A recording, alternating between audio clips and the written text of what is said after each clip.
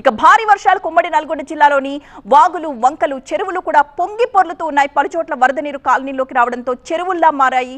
బ్రిడ్జిలు, రోడ్ల మీద నుంచి వరద నీరు ప్రవహిస్తూ ఉండడంతో పలు గ్రామాలకు పూర్తిగా రాకపోకలు స్తంభించిపోయిన సిచ్యువేషన్.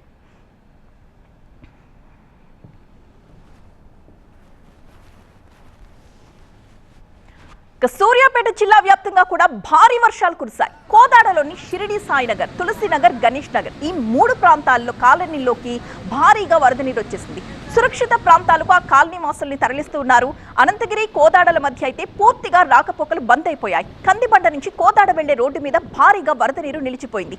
లో బ్రిడ్జ్ పైనుంచి ప్రవహిస్తున్న వరద రాకపోకలు పూర్తిగా బంద్ అయిపోయిన సిచ్యువేషన్ మనం అక్కడ చూడొచ్చు. సూర్యాపేట, కోదాడ పెద్ద చెరువు ఏ విధంగా ప్రవహిస్తోంది, అలాగే మూసీ నది బలిగొండ దగ్గర ఏ విధంగా ప్రవహిస్తోంది అనేది మనం చూద్దాం.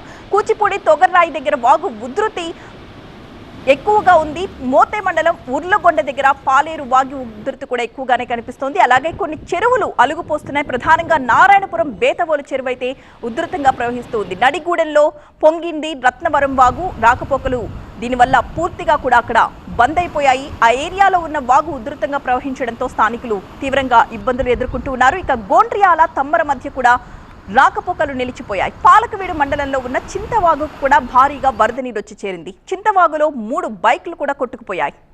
అటు యాదాద్రి జిల్లాలో చూస్తే మూసీ ప్రవాహం ఉధృతంగా ఉంది.